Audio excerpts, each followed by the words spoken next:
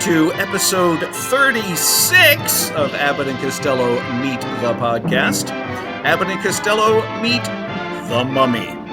I'm Jerry Shario, and as usual, it is my pleasure to introduce to you our host, actor, director, playwright, musician, scholar, the man whose dulcet tones were once compared to the mating call of the capybara, Nick Santamaria.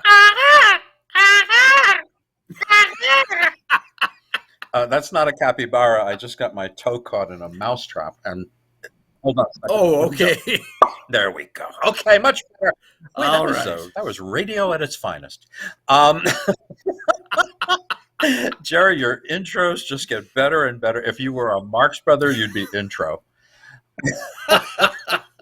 You know what? I got to tell you right off the bat, you and me, yes, pal.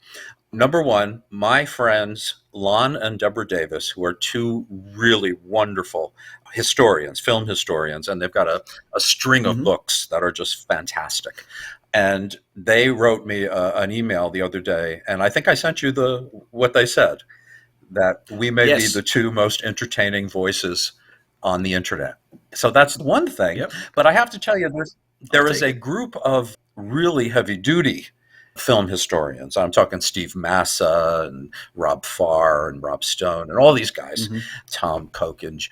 And occasionally they invite me into this talk they have. They invite me like twice a year, 4 times a year, whatever it was. And we were talking, and you wouldn't believe it. Some of them are hooked on our podcast. I mean, hooked on it. And we've got some great reviews. So we're doing well. We're doing well for our boys. And that makes me happy. Now, before we get started, I just want to tell you from whence I came. Whence. That reminds me of the Jack Benny song. If you say, I beg your pardon, then I'll come back to you. Whence? Anyway, today I am in Louisville, Kentucky. And I am starting tomorrow, I'm going to be a part of a television show. It's a comedy cooking show, believe it or not, mostly unscripted. And I'll be playing all different kinds of characters. I'll even be doing some puppeteering, which I'm really looking forward to. Haven't done that in a long time. And I'll be playing, crazy characters in this show. And it starts tomorrow. So anyway, I made it to Smyrna, Tennessee last night. And I checked into a really nice hotel and had a, good night and everything. And I planned on leaving at 11 o'clock in the morning, which was checkout time. That would get me here in Louisville, Kentucky at my hotel here where they're putting me up. That would get me here about 3:30. And Jerry and myself could start around 4 o'clock. Well, I left the hotel in Smyrna, Tennessee, and standing right in front of my fat face is a flat tire. Now, consider this. This is a Sunday morning, okay? And my plans just all of a sudden went askew. I have a touch of autism, and part of that is that I have a lot of trouble handling when things change short term. Not long term, I can handle that. But if I expect to do something in the morning and I wake up and it's completely different, I don't handle it well. So today, not only did I have a flat tire on a Sunday morning, but where I was an hour earlier than I thought it was. So I was completely verklempt. I was completely nuts. It was crazy. But I'm going to tell you, I learned a great lesson when I had my sleepwalking fall and almost died hitting my head on the furniture. It just made this all seem so unimportant. Not the podcast. That's not unimportant. That's very important. But the changes that I had to face, and everything happened smoothly. It took time. We're starting a little later and, blah, blah, blah. It's just a very good lesson, folks. It's like, don't sweat the small stuff. Anyway, that's my message for today. Jerry, how are you doing, my friend? I'm doing well, sir. I am doing well. I also will be, not anytime soon, but I just got good news today about a job, joining a national tour of the musical Miracle on 34th Street. Playing Gene Lockhart's role as the judge. Yes. One of my favorite characters in the movie. And I am so going to try to deliver that one line exactly like it. Overruled. Overruled. Do you know that he wrote the lyrics to The World is Waiting for the Sunrise? He wrote the No. lyrics in the teens, 1914, 15, around there. Yeah, very few people Nice. know that. So yeah, you're going to be wonderful, Jerry. I'm looking at you Thank now, and just like I'm looking at the judge robe and the whole bit. Fantastic. And he's going to be Mr. Gimbal as well. And Mr. Which is Gimbal, great. yeah. So Oh my God. 2 characters in the same show. I love doing yeah. that. Oh yeah. And you're not when you get to be our age, folks, and you're an actor, especially a stage actor, you kind of pray for roles where you sit backstage a lot. You still come out for your bow, you get your applause, but you're relaxed. You're backstage. You know? It's nice. You're eating an apple and drinking a juice. It wasn't Cary Grant saying, "I'd like some juicy juice. Have you got any juicy juice?" Geez, I'm craving some juicy juice. Very few people know that he was addicted to juicy juice. We made it to episode 36 before Cary Grant he showed did. up. I'm impressed, actually. Hildy, you've got to do it for the paper. All right. Wow, episode 36. This is incredible. Yeah, and we're looking at Abbott and Costello Meet the Mummy. This is not only the Yes. last of their supernatural monster films, monster meetups. Oh, and by the way, before I forget, they are releasing on Blu-ray and 4K a new collection of the monster movies, including Ooh. Hold That Ghost and Abbott and Costello Meet the Killer. So it's going to be across the board. Looking forward to that. And that's going to be next year, early next year. But they're going to start releasing them as single releases soon. In fact, October for Halloween. Anyway, so we're looking at not only the last of their monster meetups, but this is the very last film they made for their home studio of Universal International. That was for the man who wrote to me and said, "How many times are you going to say Universal International like Jim Backus?" Universal International. I said it normally that time. That's just for him. It's part of my autism. I just repeat myself over and over and over and over and over and over and over and over and over. Okay, so thank you. It's the sound of the needle going across the record. All right, we'll start from scratch. Here we go. So it's Abbott and Costello Meet the Mummy. It is their last film for their home studio. Now, they have been there for 15 years. From 1940, where they played Bud and Lou. In fact, they played Bud Abbott and Lou Costello in One Night in the Tropics. And here they are 15 years later in their very last film for the home studio, and they are Bud Abbott and Lou Costello. Now, somebody mentioned, I think my friend William Garver mentioned that he likes to look at this film as a sequel to One Night in the Tropics. So they're Bud and Lou, but they're 15 years later, and they happen to be in Egypt. So, interesting idea, I imagine. But anyway, Lou was just coming off another bout of rheumatic fever. He got sick again after the Keystone Cops, after they finished shooting that. And that was for about 4 months. He was laid up. And, that's a long time, especially Universal wants to put out, 17 Abbott and Costello movies. So Lou was coming back at this point. Now, the budget was typical. It was $726,250. I can't find how much it made, but apparently it made the usual amount of profit. So much so, and I was going to save this for the end, but why not say it now? Universal wanted to sign them up again. In fact, they offered them a new contract because they were still making money. They were still, one of the big money makers at Universal. But apparently, they asked for too much money and they could not come to an agreement. And that's it. They walked away. Now, my theory is that not only were they at the end, towards the end of their partnership, but I think they knew they were at the end of Universal. And I don't think they cared very much, to be honest with you.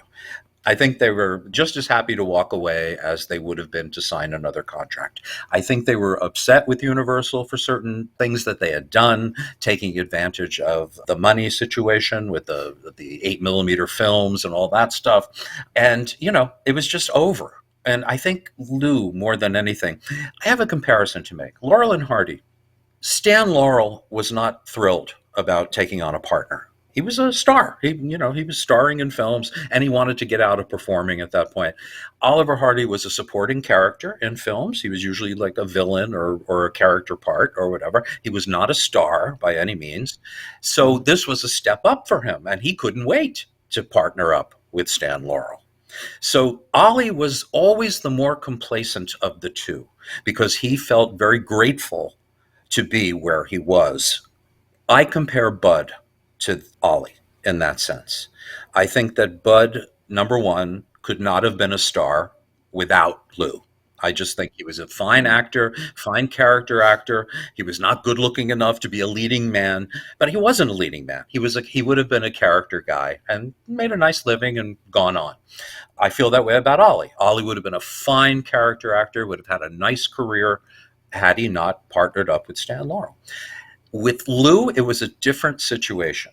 Lou proved that he could be a starring comedian without Bud Abbott. And I think Lou always had that in his head. Maybe not at the beginning, but that, of course, had to enter his head, especially when Bud was slowing down and slurring his words and, he became less sharp.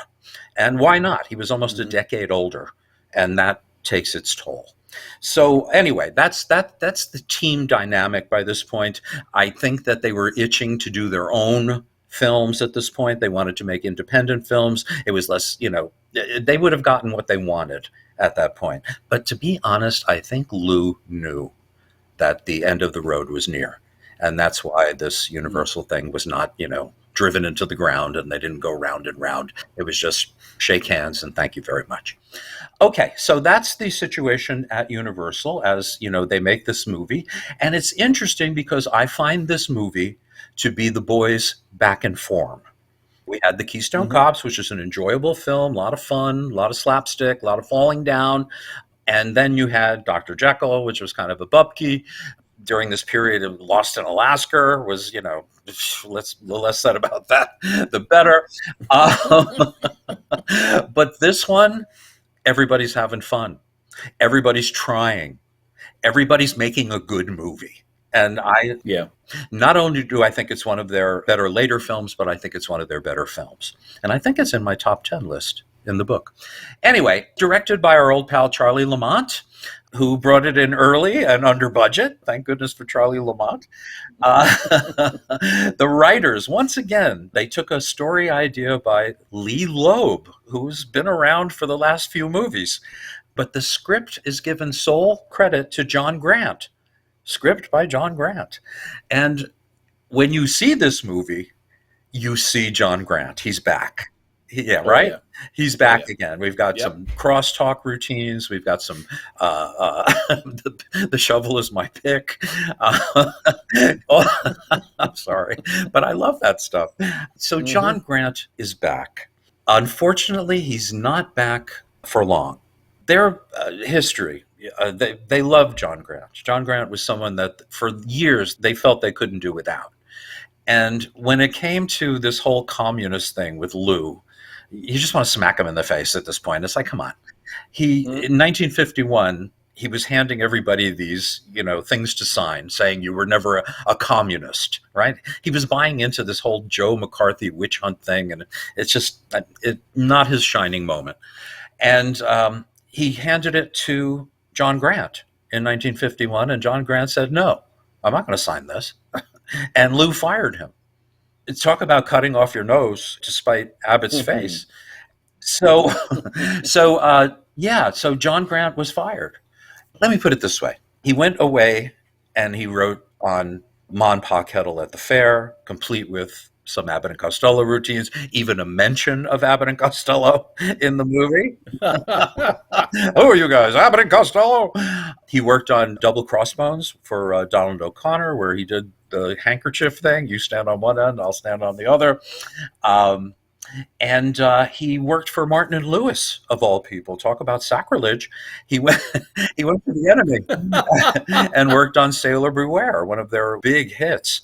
So Lou's putting his his pride behind him and got John Grant back from Captain Kidd on for the rest of their Universal career. Unfortunately, well, let's go back. We didn't really talk about John Grant. He was born in 1891 in Tarentum, Pennsylvania, which I've never been to. In burlesque, he was a producer, a comedian, and a straight man. Not all at the same time, because they would have put him away, I think. But that's where he met Bud and Lou, and I'm sure he met Bud before he met Lou. And here's the sad part.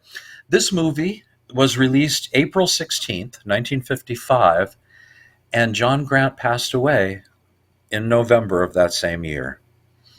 Yeah, he was only 63 years old, and I believe it was his heart. I think he had heart disease. So John Grant was finished when the boys were finished, basically. Yeah. So it's, I don't know, it's almost ironic in a sense. So John Grant, sole writing credit. And this movie, I think, has a really incredible cast. You know, for a movie buff, it's really a lot of familiar people. Sexy Marie Windsor. Those eyes. Oh my God. She looks like Cleopatra. You know what I mean? Like the way you imagine Cleopatra to look like, she's got that face and those eyes. Just gorgeous. So yeah, so she's our villainess, our main villainess, and we'll get to her when we get to her. But in the meantime, the movie begins with a really nice orchestral version of ya da da da da ya da da da.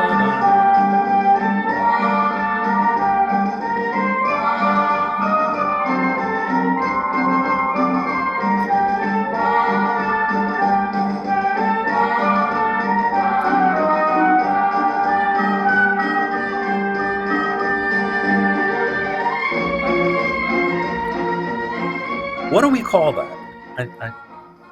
I know it's got a name, and I'd have to look it up. It has a name. It does have a name. All the girls in France like to talk about their pants. La, da, da, da, da, da. That's what we used to say when we were kids. But the name of it is escaping me right now. I think mostly because I was so shocked and amazed and surprised that Abbott and Costello were doing a monster movie, and it wasn't the music from Meet Frankenstein. Now I wonder. I watched the movie twice, once with the commentary and once without, and I don't think I recognized any of the Frankenstein music. No, it's not. But it was a very good score, though. It was, it had those that great brass whenever like the monster showed up. So the movie begins, and I love the sarcophagus, the sarcophagi that open up, and there they are, the two of them, and they're real pictures of them. They're not cheap caricatures this time. But it reminded me of the first time I saw this film. It was on the CBS affiliate on a Saturday afternoon. I'll never forget it. 4:00 in the afternoon. CBS was down that day. This is those days when that would happen. Their antenna was down, and we just had snow on Channel 2, which was a network channel. No. Yeah. So I had to go to my friend's house. He was the first person to have a color TV in our neighborhood. And he had this big TV, and we turned it on, and he had snow too. And it was a antenna problem. And I watched the movie through the snow. And I remember, and I would see a 30-second snippet of it, and then 5 minutes of snow, and then I'd have 30 seconds, and then 5. This is how crazy I was. It was, and and I remember specifically those pictures in the opening credits, and that was a special memory for me. But anyway, watching the movie, it's got all of that stuff. It lists the cast and everything else. It's a very, very good score. It's definitely a good score, and I know Henry Mancini worked on this as well. Mm-hmm. The film opens at the Café Baghdad, and there we see the Mazarone Abbott dancers. I think that's the name, Mazarone or Mazzanone, something like that. Abbott dancers, and that also ties in to, early on, when they asked Arthur Lubin to direct Buck Privates, he heard the name Abbott and he assumed it was these dancers. And sure enough, here they are in their very last film. But where's Arthur Lubin? So anyway, you have them, and they are Apache dancers. I know that's how they pronounce it in France. Apache or Apache, and that is a pimp in French culture. And this dance is a fight between whores and their pimp.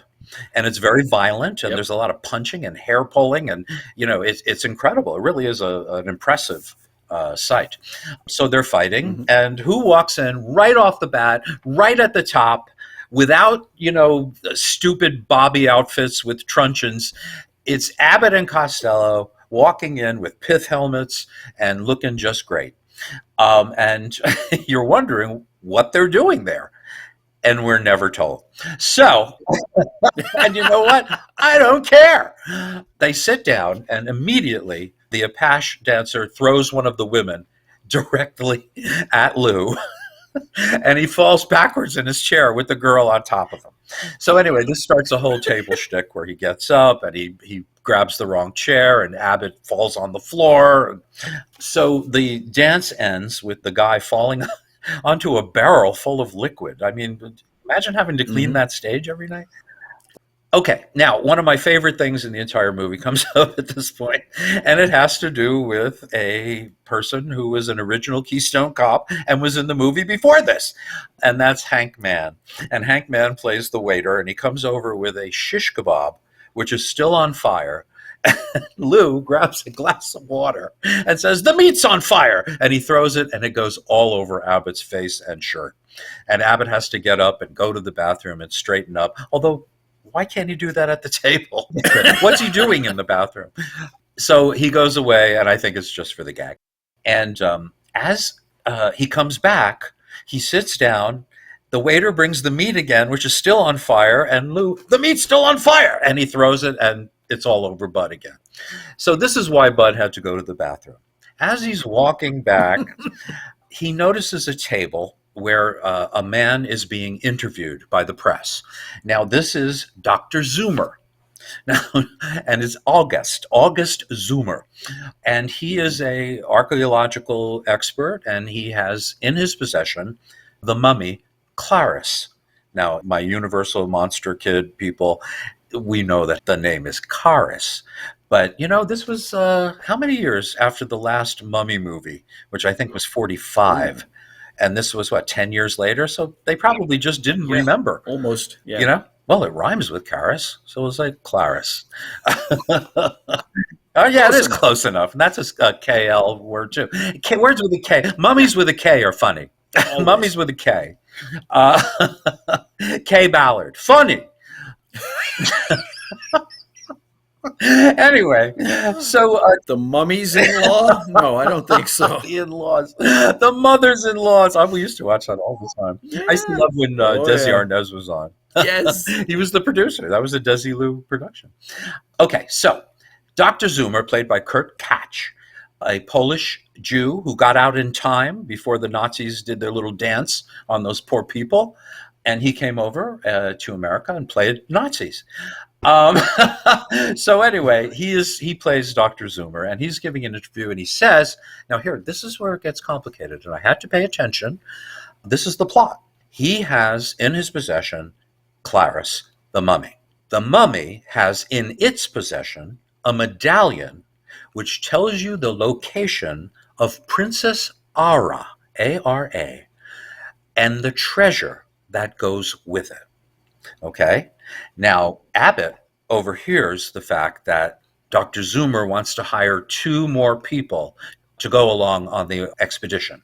And Bud hears this, and it's like, yes, this is what we're going to do. We're going to make money, and then we can get home and, blah, blah, blah. So he goes back to Lou to tell him what's going on, and they plan to go to Dr. Zoomer's office the very next day, which is what they do. But they are preceded by 2 members of an Egyptian cult that worships Klaris and Princess Ara, and are also looking for the medallion so they could, go and get the treasure and blah, blah, blah. and bring Klaris back to where he belongs. But they are just as deadly as our villains, who are Dan Seymour, Michael and Sarah, interesting, and Marie Windsor.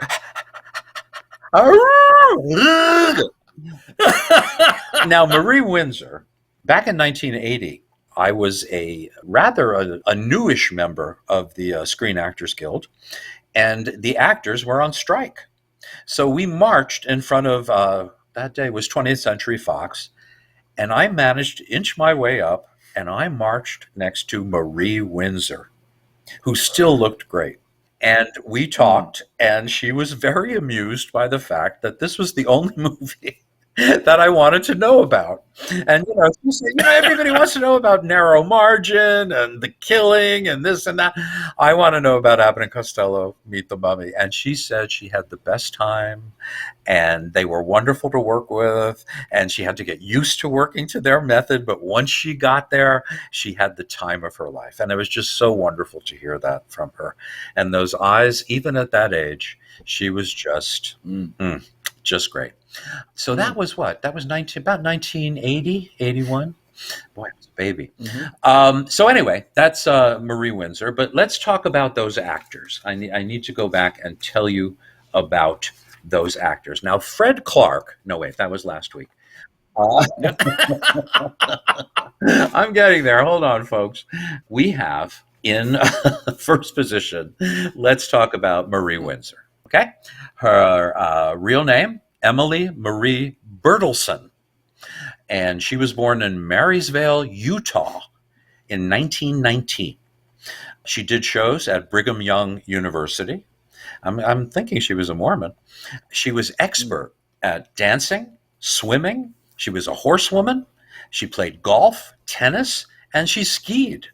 Now, that's a pretty athletic woman. That's a woman of many gifts. Yeah. She was crowned Miss Utah of 1939 by the Chamber of Commerce. Is that Miss America? That would be Miss America, right? Yeah. Okay. Yeah. But she didn't go on from there. She trained in Hollywood. Are you ready? She trained with the great teacher and actress Maria Ouspenskaya. Yes, Maliva, the Gypsy Woman in the Wolfman movies, among many other things. She kind of resembled my Sicilian grandmother. They both had those flat, wide noses. It's weird. But anyway, Marie Windsor was tall. She was 5'9", and she feels like that handicapped her career because the leading men were so short. She enjoyed working with Forrest Tucker, who was 6'5". So she liked that a lot. So when she came out here to Hollywood, when she came to Hollywood, she modeled for Paul Hess, doing glamour shots.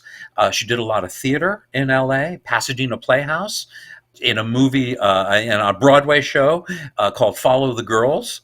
She played a villain in that and got a lot of attention. And she came back to the stage in 1986.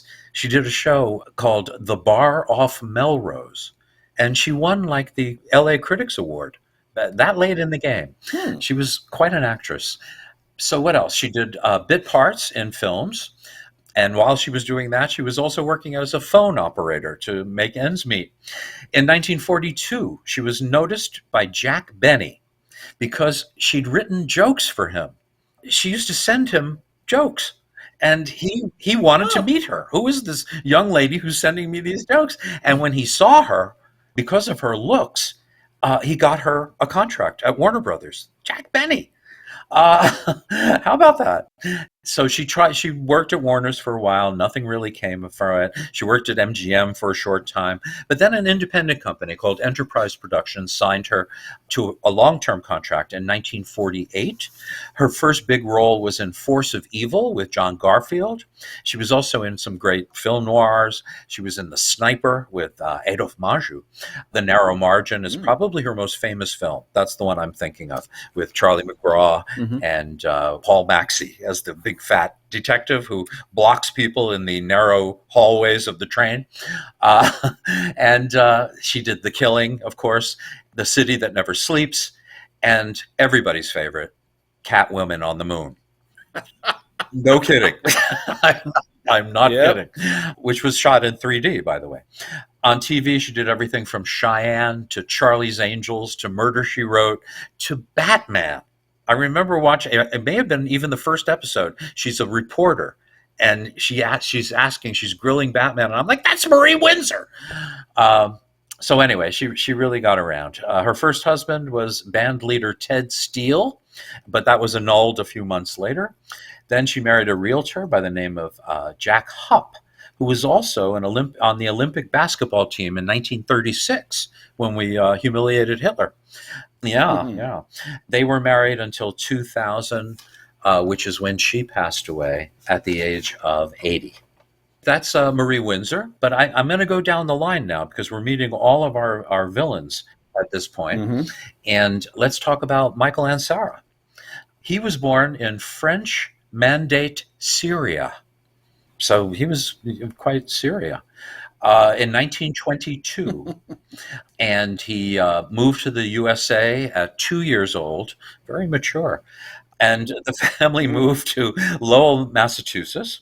And when he was 10 years old, they all moved to California, to Los Angeles. He worked at the Pasadena Playhouse, went to LA City College, where he did shows. In World War II, he was part of a medical unit, did very well there. When he got back, he did bit parts from the mid-1940s on. He made his screen debut in 1944 in Action in Arabia, which is a movie I really like. The star is George Sanders, so you know it's a B movie if he's the star. He was in movies like The Desert Hawk, Soldiers 3. He actually was in The Robe as Judas. 10 Commandments for DeMille, Greatest Story Ever Told for George Stevens, Serpent of the Nile, where he met his first wife, actress Jean Byron, who was Patty Duke's mother in The Patty Duke Show. They were married for a while. I forget how long. But anyway, he played Pindarus in Julius Caesar with Marlon Brando, John Gielgud, and James Mason. So he did a lot of good things at the beginning. In 1956, he played Cochise in the movie Broken Arrow after Ricardo Montalban turned it down. Actually, that was the TV show, I believe, Broken Arrow, where he played Cochise. Then he starred in a show called Law of the Plainsman from 59 to 60. He appeared as the Blue Genie. I have that in common with him. I did too. Yes. In I Dream of Jeannie, which starred his wife at the time. And they were also together in Voyage to the Bottom of the Sea, the movie produced by Irwin Allen. They were in another movie together called 7 Different Ways, and that was 1964, and it sounds dirty. So Ansara, he also appeared in a movie starring one of my dear, dear friends, and her name was Tura Satana. Now, for those of you who know Tura, you know the movie Faster Pussycat, Kill Kill by Russ Meyer. She was in this movie, The Doll Squad, in 1973. And they say, Aaron Spelling, that he saw this movie and got the idea for Charlie's Angels from this movie, which is very plausible, actually. So Michael Ansara was the main villain. And actually, I believe he got top billing in that movie. He met his last wife on a movie called The Manitou, which is a cheesy horror movie from 1977. Barbara Eden and Michael Ansara, they had sort of a Star is Born situation during her heyday. He started making movies like The Doll Squad. So that wasn't very good. They lost their son, Matthew, in 2001 due to a heroin overdose. And that was a terrible tragedy for the two of them. So, yeah, he stayed married to his last wife for a while, and he passed away in 2013 at the age of 91. Not bad. And I believe Barbara Eden is turning 90 this year, or has turned 90 this year, right? Yes. Am I correct? Yeah. She's a dynamo. She looks great. And let's talk about Dan Seymour very quickly, because he's been around. He was in Hit the Ice. And he was in Foreign Legion, Abbott and Costello in Foreign Legion. But I don't believe I talked about his background. And I don't mean his posterior, which is quite prodigious. So anyway, Dan Seymour was born Daniel Seymour Katz, Katz, in 1915 in Chicago. He graduated from the University of Chicago with a BS in Fine Arts. He actually worked in burlesque as a young song and dance man and as an MC in nightclubs. He was also quite a radio announcer, Dan Seymour. Did a lot of work on radio. He went to Hollywood in the early 1940s, where he dropped 100 pounds. He was about 350 pounds. He went down to 250 for Hollywood. Yeah, wow. He was a big boy. He did that with dieting and swimming. He played a lot of exotic villains. To Have and Have Not was one of his biggies. He was one of Edward G. Robinson's henchmen in Key Largo. He did lots of television. He was on Batman, I think like 3 or 4 times. Perry Mason. He was on Superman. I mean, this is a guy after my own heart. The Untouchables. And he only married once. And that was from 1949 to his death, which was, he died of a stroke in 1993 at the age of 78. Okay, so we have our villains. Those are our 3 villains, and they're formidable, okay? They're killers. And they also show up at Dr. Zoomer's. But first, it's the 2 cult figures, one of whom is Mel Wells, who did a lot of work for Roger Corman and played Mr. Mushnick in the original Little Shop of Horrors. So he's a familiar face. So these 2 guys with the turbans are there to take Klaris back. Unfortunately, Bud and Lou show up, and they do a little bit of dialogue at the front door. Now, this is the place. I overheard Dr. Zoomer say he needed a couple of men to accompany his mommy back to the States. Is she afraid to travel by herself? She? No. His mommy is a he. What's wrong with that? Some mummies are men, some mummies are women. It's a strange country. What's strange about it, Lou? Your mummy, wasn't she a woman? I never had a mummy. What'd your father do, win you in a crab game? What's the matter? I thought you were going to slap me. I said, stop that nonsense. So after doing that John Grant tribute, they notice that the door is open. They go in, and this place seems to be empty. And, Bud said, Dr. Zoomer, and they're looking for Dr. Zoomer.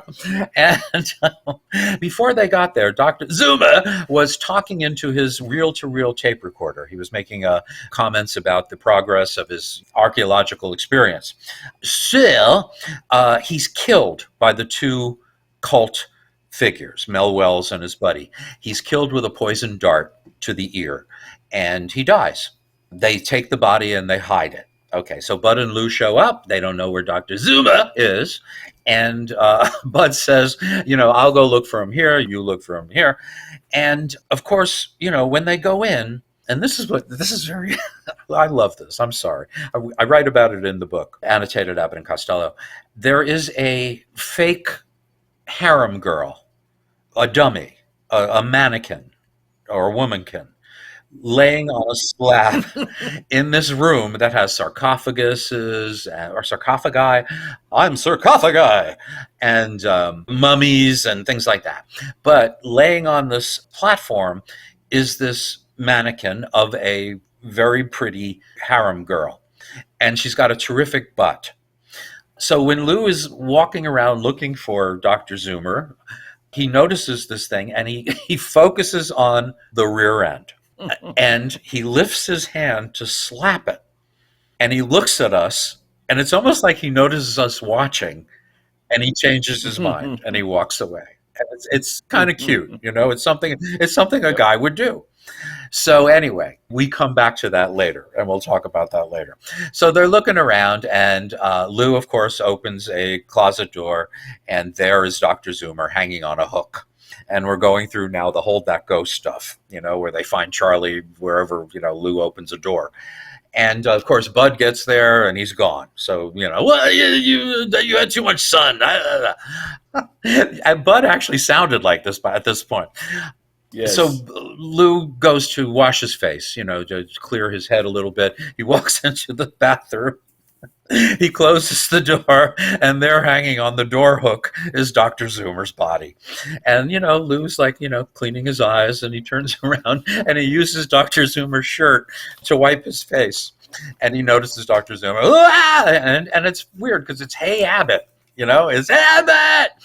It's not their Yes. characters' names, which are Freddie Francis and Peter Peterson or something like that. They just ignored it. They chose to Something like ignore it, and I love them for it. So Bud comes there, and of course, Dr. Zoomer's gone. Eventually, they find him, and Bud has to believe him at this point. So they repeat something that they did just recently in Jekyll and Hyde. Bud is in the bathroom looking around for Dr. Zoomer. He goes into the bathtub, closes the curtain. Lou sees the curtain moving, thinks it's whatever, a bad guy, and hits him over the head. And it turns out to be Bud. So, Bud's back in his position of, taking the falls, taking the violence. And he takes quite a bit of it in this film. I like when Lou first sees the body and he runs past Abbott. And off camera, he runs right past him. Off camera, we don't see him. We only hear like a minute of crashing. And of course, he comes back. His hat is over his eyes and all this stuff. It's very funny. And Bud repeats it, not long afterwards. He runs past Lou, and the same thing happens. Anyway, so Bud tells Lou he needs to be brave. I'm not afraid of anything. And Lou's like, be brave, be strong. And he's imitating Abbott. So he goes over to the tape recorder and he says, well, maybe if I hear myself being tough, then I'll be tough. And he turns it on in his recording and he does all those things. This is a gun, and I'm gonna use it. Put your hands up, or I'll fill you full of lead. Back up!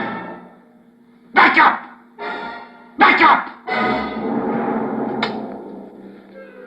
I'm gonna see if I'm really tough now. And he's doing all these things into the tape recorder. Anyway, they turn that off, and Bud comes back. They found Dr. Zoomer by the tape recorder, and Bud says, we better take a picture. They have a camera with them. We better take a picture of Dr. Zoomer so we have the proof to show the police. So Bud is picking up Dr. Zoomer to put him back in the chair, and Lou chooses that moment to take the picture. And that comes back to bite them in the rear end a little later on. So everybody wants this medallion, but nobody knows where it is. It turns out that Lou finds it inside this relic, and inside this like ceramic piece that has a hole in it. The Egyptians, the cult leaders, dropped it in there to hide it. Lou picks it up and thinks it's a piggy bank, and he finds it. Now, before this happens, the three villains, the three villains, Marie Windsor and Michael Ansara and Dan Seymour, they are there looking for the medallion themselves. When Marie Windsor first gets there, he hears Bud and Lou coming into that room where the mannequin was laying on that slab, the pretty harem girl. And Marie Windsor happens to be dressed just like the harem girl. She pushes the mannequin off and she takes its place. And her beautiful behind is right there in front of us. So Lou is looking around and he comes up to this slab again, to this beautiful woman, and he's about to slap the butt again. And he changes his mind, he takes off his hat, and he hits it with his hat. He had to hit it. I don't know about you. I did mention this scene to Marie Windsor, and I told her that even when I was a little kid, I thought it was very sexy. So this is one of the things I love, and this is the Me Too movement in an Abbott and Costello movie. He hits her in the butt with his hat, and he walks away, oh, look what I did. And she kicks him. She gives him a kick in the butt that sends him, into the wall. So there's your Me Too movement. So anyway, she yells, yo, get him. He's got the medallion. Da, da, da, da. So that starts a little bit of a chase. And you've got the cops coming in on one side, and you've got the three villains on the other side. Lou's got one door, Bud's got the other door, and Bud's on three, open the door. So Bud counts to three, they open the door, and both parties crash into each other, and Bud and Lou can escape with the medallion. Now this leads to what I feel is the funniest part of the movie. And we talked about this in the last podcast, that they were starting to test material on the Colgate Comedy Hour in front of live audiences, and then using the material in upcoming films. Now, they did it in Keystone Cops with Bud being thrown, being manhandled, at the beginning of the film. That was done in their Christmas episode a few years earlier. And in this one, when they premiered Abbott and Costello Go to Mars, they pushed it on the Colgate Comedy Hour. The whole episode was about them trying to get to the premiere of Go to Mars. And during that episode, they do the necklace routine. They get this necklace that's, cursed, and they have to get rid of it or whatever it is. And it ends up on one of their hamburgers, and Lou ends up eating it. And every time he bites down on the hamburger, you hear this sickening crunch sound. And it's one of the funniest things they ever did. In fact, I think it's the funniest thing they did on the Colgate Comedy Hour. And they just keep laughing, and they can't. Lou has his mouth full. He can't swallow all the stuff he has in his mouth. He has to spit it into the napkins, and it's just pandemonium, and it's very funny. So now they have their medallion, and they're sitting down. First, they go to a pawn shop to see if they can get some money for it. And we used to laugh about this when we were kids. Take it away! Take it away! It is bad. This guy just goes off because it's cursed. It has the curse of Klaris. And whoever holds on to it dies. But Bud and Lou don't know this yet. But they do run into Marie Windsor. Actually, she comes in and finds them there. And they make a deal. She's going to give them $5,000 for the medallion. Of course, she doesn't have it on her, so she's going to meet them at the Cafe Baghdad, and they're going to make the switch. So the boys show up at the Cafe Baghdad. First, Bud is planning how he's going to spend the money. $5,000. Oh, boy. I'll have to figure this thing out. $5,000 will take us to the States. Now I got to figure the fare. Let's see, a first-class ticket for me, third-class ticket for you, a new suit of clothes for me. Of course, you'll have to have your shoes shine. Well, I'll have to buy some expensive gifts to take home to the folks. Well, you can send home a couple of postcards. Yep. This is Bud to a T. So anyway, they sit down at the table at the Cafe Baghdad, and they want to know what the deal is with this medallion.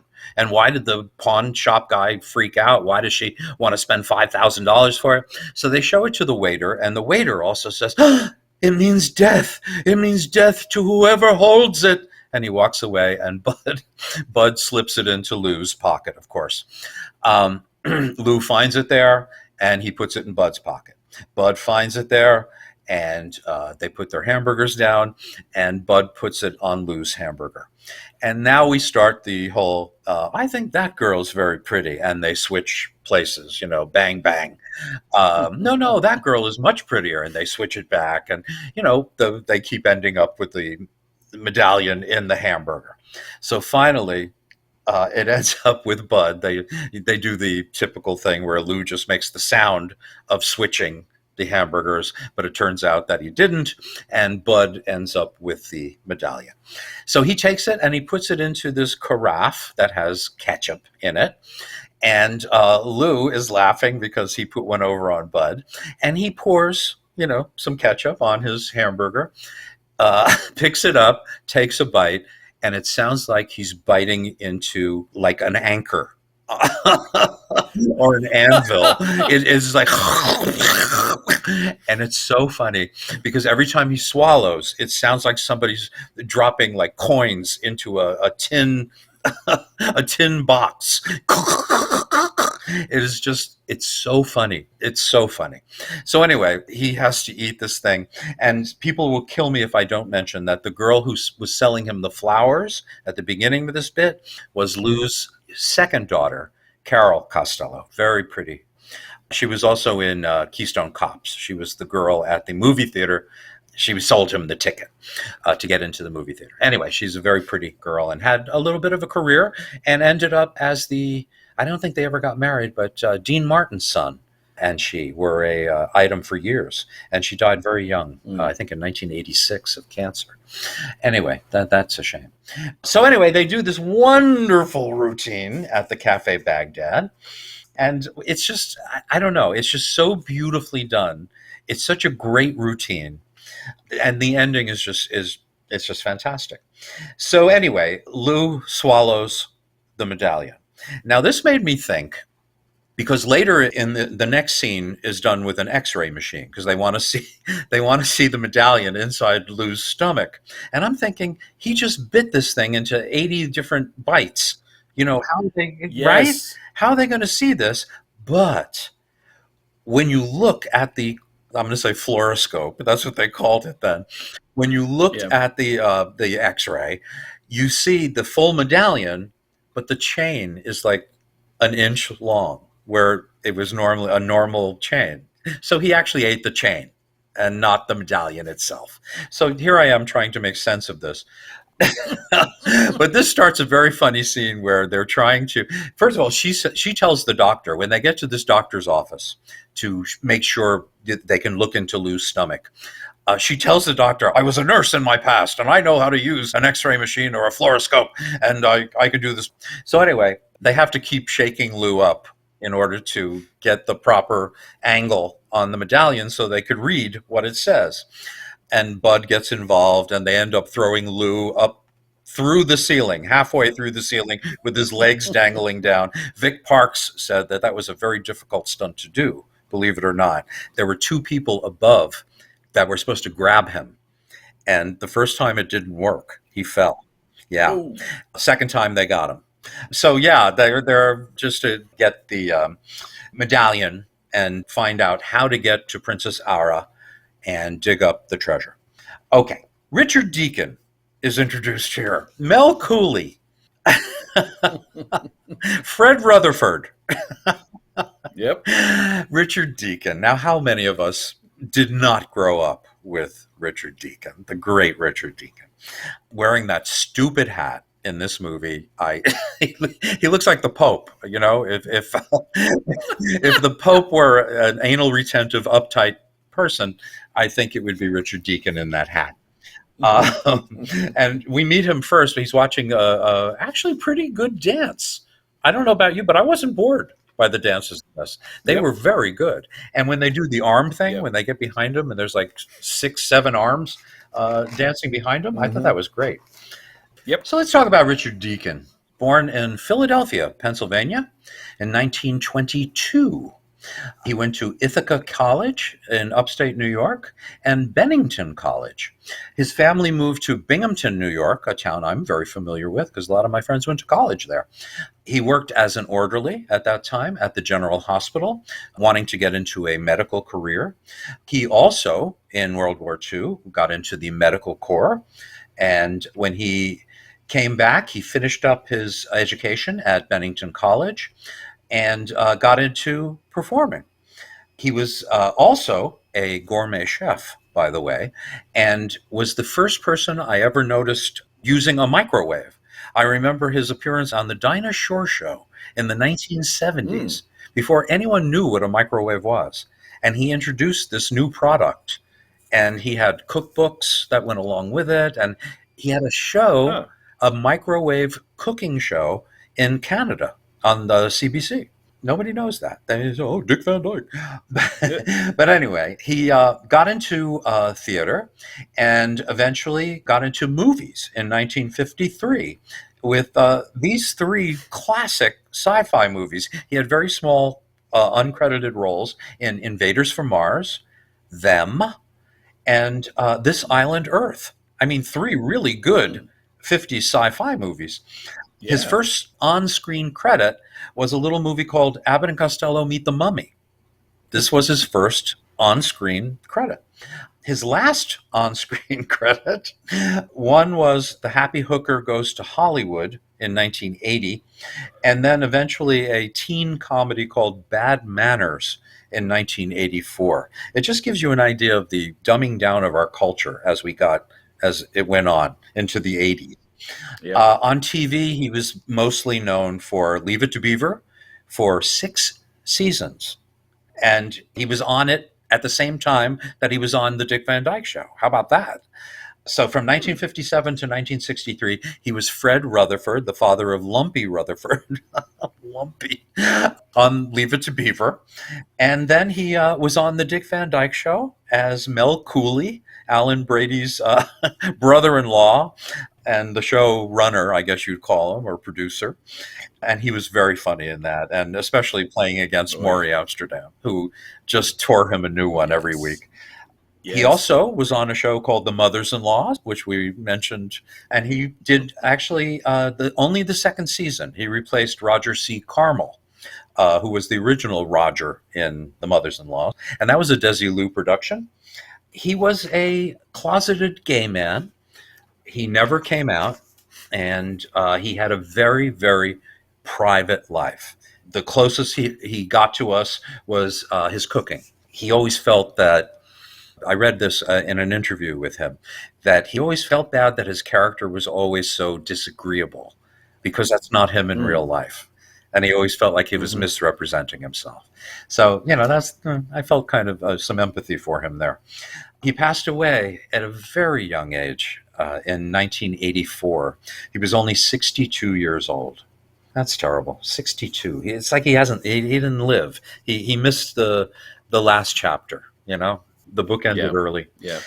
So that's Richard Deacon, a favorite of all of us, I'm sure. And he is the head of the cult that wants to keep Klaris pure and want to keep the infidels away from Princess Ara and the treasure and all of that stuff. Now, at this point, all of a sudden, Peggy King shows up to sing a song. Now, this reminds me of an earlier time when all of a sudden, the Andrews Sisters would show up and do a song, or Martha Ray would all of a sudden start singing.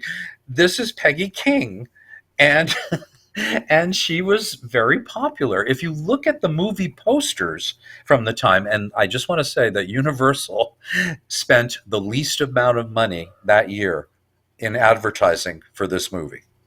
The least for this movie. Now, I wonder why Abbott and Costello decided to leave Universal.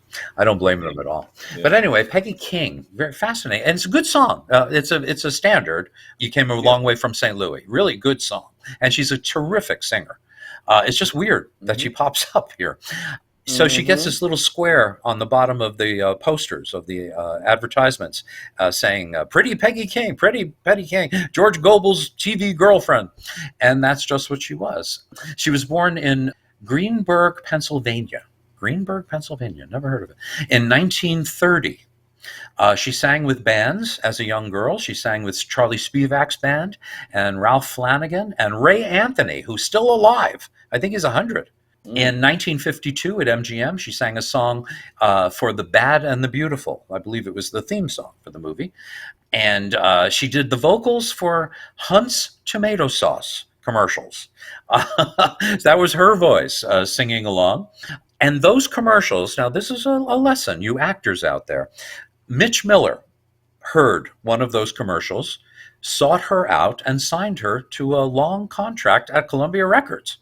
And she was voted Best New Singer by Billboard and Downbeat magazines in 55, 56.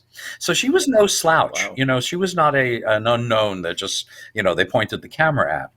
Her last album was in 2016, after 36 years of not recording. And it did pretty well. She's in movies. She's in the movie that inspired Airplane, 0 Hour, from 1957. She was the stewardess in that. I could say stewardess because it's an old movie. And let's see, she once had a relationship with Sammy Davis Jr., from what I understand. She was married 3 times. And speaking of marriage, she was on the George Gobel show from 54 to 57. And she was pretty perky Peggy King. George Gobel was probably best known for his appearance on the Johnny Carson show when he said, what was that? Do you ever feel like the whole world is a tuxedo and you are a pair of brown shoes? And that was one of the anniversary shows, and everybody was wearing tuxes. Yeah. And that was the night that Dean Martin was flicking ashes into his drink and onto his shoulders. But anyway, that was a lot of fun. So, Richard Deacon was a very young man. He was like in his early 30s when he made this movie. And it was supposed to be H.B. Warner playing that part, who was like 80 at the time. And he either turned it down or he couldn't get insured. He was too old. I don't know what it was. But when Lou offered the anti-communism paper to sign to Richard Deacon, Richard Deacon said, no, I refuse to sign it. And when he told people about this on the set, they said, oh my God, you're never going to work at Universal again. Forget it. Lou's going to tell the front office and that's it. You're dead. Lou never mentioned it. Lou never thought about it. It was like, forget it. It was all over. I think he saw the error of his ways at this point. So nothing happened to Deacon, and he worked at Universal forever. So I was happy to hear that. At least, Lou came around. Right? Yeah. Okay, so this is where I'm going to speed things up, because now it becomes three mummies. For some reason, I never quite got this, but they were going to steal Klaris's body, and they wrapped up Michael Ansara so he would replace Klaris in the sarcophagus, so the people would think it was him. It's so stupid. But it really doesn't matter. Bud gets the same idea. I don't know where they get these bandages from. It's like, well, we've got to bring these bandages. So Bud gets the same idea. I'm going to wrap myself up in it. So you've got three mummies. But first, there's another dialogue scene, another tribute to John Grant, and probably the most famous one from this film. And it has to do with entrenchment tools. This looks like a soft spot to dig. Oh, here, I'll help you. Give me one of those implements. Here, take your pick. Yeah. Wait a minute, hold on. That's a shovel. Here's the pick over here. Well, I picked the shovel. The shovel is my pick. Oh, no, this is a pick. This is a shovel. That's what I picked, is a shovel. How can a shovel be the pick? Look, if I'd have wanted to pick, I'd have picked the pick. But instead, I picked the shovel because the shovel is my pick.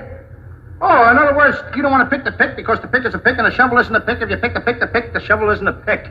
Now you've got it. Now I got it. I don't even know what I'm talking about. You still don't understand, do you? No. Here, look. Here, now you take your pick. There you are. Now the pick is your pick. Let's try it again now. Now what? Now, come on, you take your pick. You took the shovel! Here's the pick over here! All right, please, come on, dig a hole here. We're in enough trouble as it is, Lou. Now dig your hole there. So the shovel is my pick. So here's another human interest thing. Richard Deacon was very claustrophobic. And in the movie, they tie him up, the villains tie him up and put him into this little hole. It's not even a little hole. It's like a 6-foot thing. And they have to put a tarp over him to hide him. Lou overheard that he was claustrophobic. And Lou went to Charlie Lamont and said, all right, do this, throw the thing over it, and take it off immediately. Yell cut, take it off immediately. If you have to cut to another shot, but get him out of there as soon as possible. Lou took care of him. And this is the guy who didn't sign his communist thing. I don't know. I just love that story. I also failed to mention Viola Vaughn, who was the attractive brunette in the restaurant scene that is insulted when Lou speaks to her. And of course, when she's insulted, she tells him in a very broad French accent, her name, her phone number, her address, when she's home, all of these things inadvertently. Then she starts speaking French. And Bud and Lou do an old familiar routine here. Lady! How dare you try to make a date with me? I work in a cafe. I do my act. Nobody makes a date with me. I finish my act. So you think you're going to make a date with me, huh? You think I tell you I live at 4254 Rue El Fadl, apartment 2B? You think I'm going to tell you I am not married, I live by myself, and that my phone number is 2341-648? Oh, just because I work in a cafe, I do my act. Mais c'est important! J'espère que vous ne me prenez pas stupide, parce que je suis une pauvre petite femme qui a besoin de travailler pour gagner son pain. Oh, mais vous n'avez pas besoin d'être si insolente avec moi. And if you dare to follow me home, here's my card. Hey, wait a minute. What is this all about? Oh, j'espère que vous ne prenez pas stupide, monsieur. Oh, no, lady, I don't think I can. Non, mais monsieur, j'espère que vous ne prenez pas stupide. No, lady, I can't. Oh, je suis une pauvre petite femme qui a besoin de travailler pour gagner son pain. No, lady, I don't think I can. Yeah, but what's she saying? Maybe I can. Now, Viola Vaughn was a very attractive lady, and she was on their radio show quite a bit. In fact, she was a regular on their ABC show for their last 2 years, their last 2 seasons. And she was, Jack Benny liked her too, liked using her as well. And he said quite famously, she's the only woman on radio who sounds like she's not wearing any clothes. So she had this kind of a reputation. And she comes back in 30-Foot Bride of Candy Rock as that kind of character, as a kind of slutty, attractive, curvy woman. Okay, so we've got the three mummies running around. One of the funniest gags in the movie is when Marie Windsor, who has a gun in her hand, sees the three mummies walk in, and she says, "Wait a minute, which one of you is Charlie?" And all three raise their hands, including Klaris. Now, this leads us to a kind of a weird ending. Klaris actually starts to attack Marie Windsor, who's shooting at him with the gun until it's empty, and she does the Superman gun throw. Whenever a villain had an empty gun, he'd always throw it at Superman, which I always thought was like, what a waste of energy. Are you kidding? He just took 90 bullets in his body and nothing happened, and you're going to throw a gun at him? I don't get it, you see. So anyway, Jack Benny, ladies and gentlemen. Thank you, bud. Quiet, what is with you? Get out of here. I'm going to get Don Wilson on it. I don't know where I'm going with this. But anyway, so she is attacked, and they have dynamite. There's dynamite there. They were going to use it to find the treasure and blah, blah, blah. So the whole thing starts with, throwing the dynamite. Lou doesn't know what it is, and he's holding on to it. He throws it to Bud. Bud throws it back to him. The thing is, Dan Seymour's character, when he sees the three mummies, he faints. And he's down on the floor there by the sarcophagus. And Klaris is there now. And Lou throws the dynamite to Klaris, who catches it. And he's holding on to it. And it explodes. And it blows up that entire area. And I'm just thinking, poor Dan Seymour. He was in a faint. He was just laying there. And he had to be blown to bits. But I guess, they're all killers, Here's what happens. They blow up the mummy. They blow up the sarcophagus, that whole thing.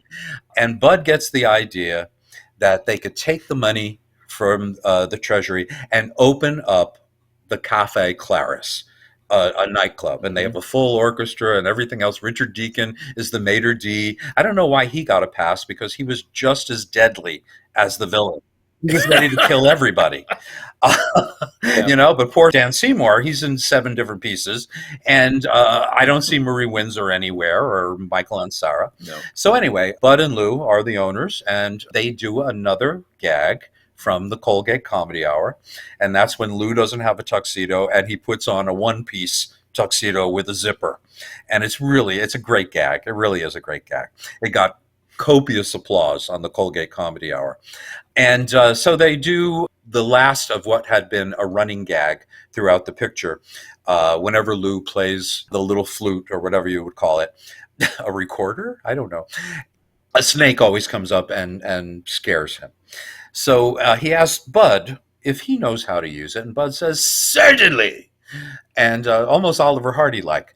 And he starts playing it. It's funny that they both know how to play it. They are both expert long thing players. And so Bud is playing, and all of a sudden a snake comes out, and then another snake comes out, and Lou looks at us and says, in pantomime, 2. And it turns out to be the arms of a beautiful blonde who wraps herself around Bud and gives him the kiss he's been waiting for 15 years. Lou always gets the girls in the movies. So anyway, he gets a wonderful kiss, and Lou decides, whoa, this is great. I'm going to do it too. And he goes over to the side, and he does do. And this, of course, the worst snake you could possibly imagine. It looks like a crocodile, actually.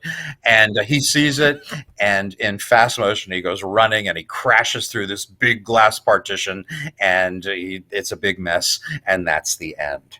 And I find it very interesting that the very last shot of their very last Universal film was Vic Parks and not Lou Costello. So there you go. That was quite a stunt, Lou, there's no way he would have done it, but interesting, it's like, that's how they ended. I know I'm leaving out some stuff, but we'll leave that to the people who write to us. I'm sure I'll be hearing about the stuff that I missed. But that's basically the crux of the movie. And I have to say that the boys are in their last film. They are back in form. And they are just great. They're having a good time again. They're having fun. They're doing their crosstalk routines, and they're mixing it with some great slapstick. So I have no complaints about this, their final Universal film. Now, Jerry, I'm going to hand it over to you, as I do every time, and I want to hear your opinion. Well, I also agree that it is a marvelous film. Before we started recording, we were chatting about this, placing it. And I had said at that time that I really like it. I don't know that I'd put it in my top 10, but I really like it. Well, it must be you. Because now I'm thinking, this could be in my top 10. Maybe, 7, 8, 9, somewhere in there, but still in the top 10. Because, it's a marvelous film. And as you say, what makes it is that they are having a great time doing it. I got to say, the biggest surprise I had was when the final credits rolled. And it says, Bud Abbott, Pete Peterson, Lou Costello, whatever his name was. Or something. Yeah. And I'm like, what? Now, I just love the fact that they threw that out. They just ignored it, Yeah. And nobody made a big deal about it. And it really didn't matter. No. It really didn't matter. I liked hearing Hey Abbott. And it was, yes, it was rather fitting that in their final movie, they start by just referring to each other as Bud and Lou, but then at that moment we get that really nice Hey Abbott. It's like, oh, we're home. We're home. I totally agree. I couldn't agree more. And it's funny. You would think that this would not be a good movie. There being their last movie at the studio, you would think that they would slough it off, kind of like what they did with Jekyll and Hyde, and more notoriously in Lost in Alaska. I have to amend something I said in the last episode. I said that, or in the Dr. Jekyll episode, I said that was my least favorite of their films. No, I made a mistake. It was Lost in Alaska that's my least favorite. Jekyll and Hyde may be my second least favorite of their films.